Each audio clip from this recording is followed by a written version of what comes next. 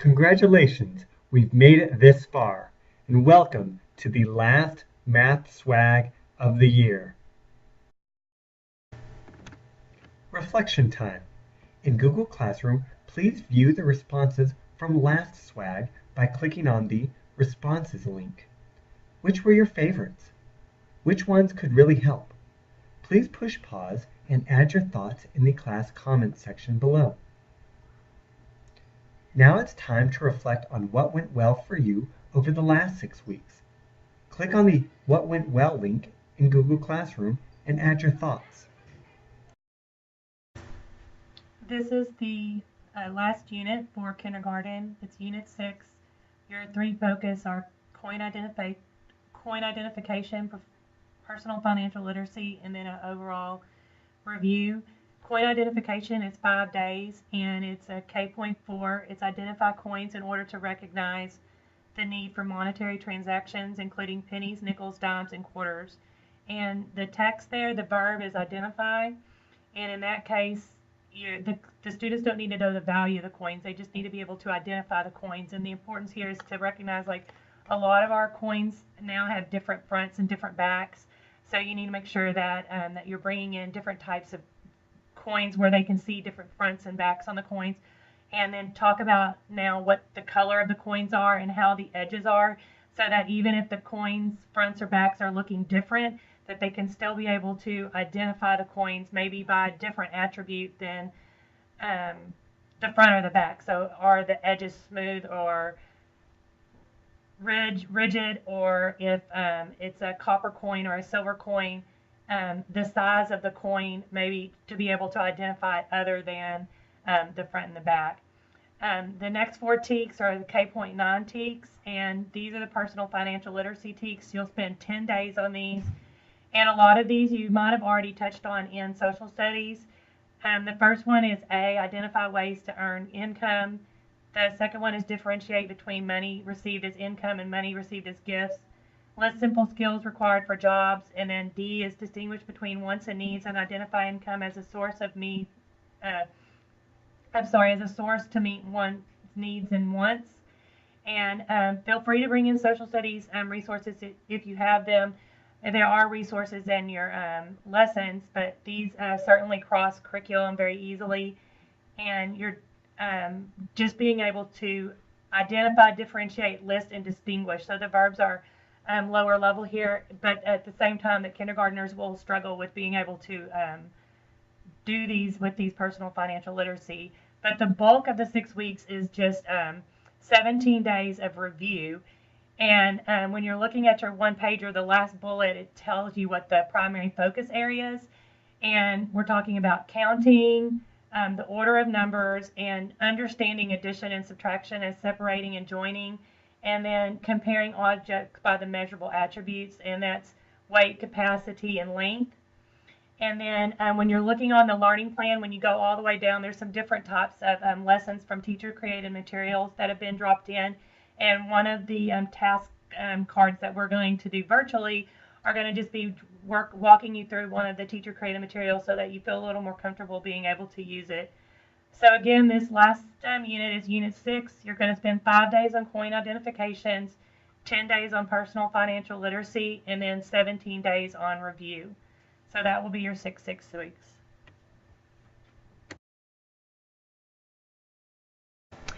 Hello, Irving ISD math teachers. It's Tasha Hofert, your elementary math coordinator. First, I'd like to thank you for taking time out of your busy schedule to participate in our virtual swag session. Let's talk a bit about the concrete pictorial abstract progression. Concepts need to be introduced through hands-on experiences with manipulatives. This is very important as you plan your daily math block. As you are choosing learning activities for any part of your math block, choose concrete task first. Then, when your students are ready, move them on to the pictorial phase. It's important for our students to know that a pictorial model helps us to make a mental image of the concrete that we've been using. With this progression, students should have enough context to understand an abstract task. So if your students are struggling with an abstract task, that tells you that you need to take them back through the progress. Thank you. Here's how that might look in your grade.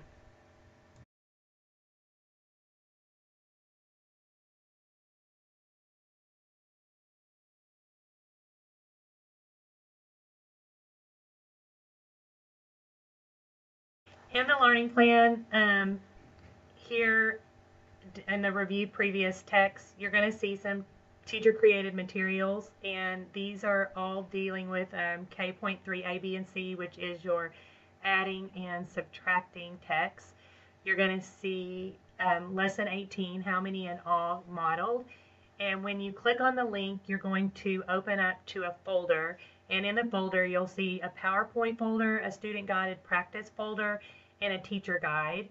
And when you open the PowerPoint will open, and you'll see a refocus PowerPoint. You can choose to use this depending on the needs of your classroom, and it'll just walk you through some vocabulary and then just some examples that you might want to use with your kids to get them refocused on the topic. It has pictures in the examples, and it also has the student guided practice book, which I'll reference in a second, about that you could use with these examples. I would also encourage you, even though it's not necessarily specifically asking you, it is referenced on the student guided practice book. If you choose not to do that, always use a part-whole diagram and have them write a number sentence with all of these. That will help them walk through their thinking a little more clearly. And then one thing I do like about all these refocuses, they have these sentences at the end to help them write it. So these would also be good for by statements too. You could use either of these for by statements. So they will always have a PowerPoint. Then they'll also have a student guided practice and teacher's guide. And the teacher's guide kind of follows very similarly to a 5E model. It kind of goes through your learning objectives, progress monitoring. These are the pages that are included in the student guided practice. One thing I really like is the kind of teacher's background, so you kind of should glance through this and it'll kind of give you an example, like what are my students struggling with? Why might they still have some problems with separating and joining in these adding and subtracting problems? And then it just goes through the problems, and you can pick and choose what parts of these that you want, or you could use all parts, and you don't necessarily need to do all these parts on one day. You could chunk it to go across the course of a week, and you could do these like as part of the whole group lesson for the course of 3 or 4 days. So all of them have a warm-up, all of them have a language and vocabulary. There's a whole group lesson part.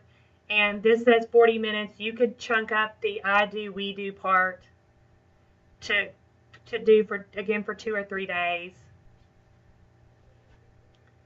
And then they have the whole group. They have some progress monitoring. And then at that point, if you feel like your students still need some more help, then they have a refocus part. That's where the PowerPoint comes in. And again, you can kind of see here where you may or may not want.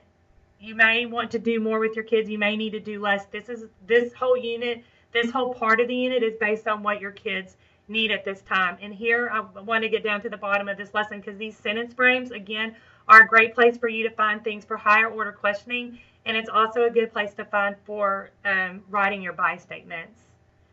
So that is kind of the teacher's guide. And then I also wanted just to take a quick glance at the student pages. And these are just the pages that would accompanying all the pages in the teacher's guide. But you can see, like in this case, they all have part whole models. They tell you how to write the total. Here they're writing out the word 8. Sometimes they'll have the numbers. You can see here how many in all. Sometimes they're joining. Sometimes they're separating. Here they have pictures, so you can differentiate instructions based on if the kids need the pictures or if they don't need the pictures. So there's a lot of good resources here. You can also see how there's a lot more resources than you may need at that time. So you can choose to scaffold it as you feel necessary. But I just wanted to make sure that you saw that these are available here at the review previous TEKS. All of these have to do with understanding addition as joining and subtraction as separating. and use them and scaffold them as you see fit the needs of your class. When you're going to have the 5 days of talking about coins, your text is going to be identifying U.S. coins by names, and you're going to be using the coins pennies, nickels, and dimes. And now that we have so many different coins that have different backs and fronts, that we need to be able to have the students identify them by more than just the backs and the fronts. So when we're doing that, we need to think about what is the color of the coin, what's the shape of the coin, and is the edge of the coin smooth and ridged? And then start talking about the front and the back of the coin. What are the different fronts of the coin, and what is the different back, so that the kids have something to rely on other than is George Washington on the front or is Abraham Lincoln on the front. So every time that during the 5 days that we're talking about the coins, make sure that you're saying, okay, what color is this coin? Compare and contrast. Is this coin larger or smaller than the penny? Is it larger or smaller than the nickel? Is it larger or smaller than the dime? Because especially with the dime, they want to say that they get confused because it's so much smaller than the other coins. Then talk about the front and the back so that they can start to identify that. And a good way to do that is to create like a 4 or 5 way T-chart, so that you can start to compare and contrast the color, shape, front and back, and then the edge of the coin, and so that they can kind of start to use that to compare and contrast visually.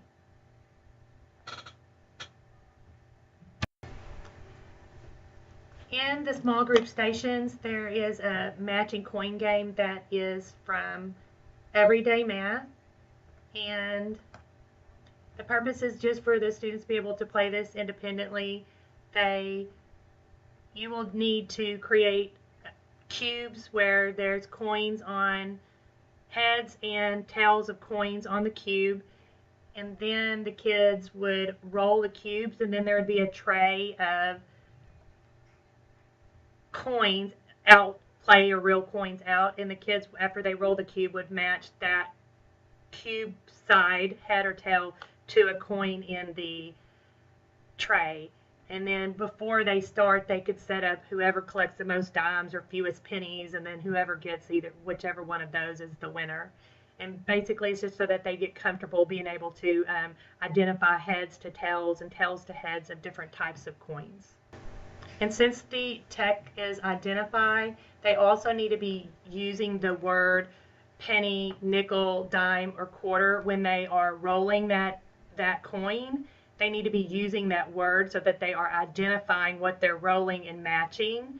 And then this game doesn't specifically say quarter on it, but you should add a quarter when they're doing it, so that is part of the game as well. Take this moment to relax. Just think, in a few months, you could be at the beach. Please click on the square, triangle, circle link to complete this course. Congratulations!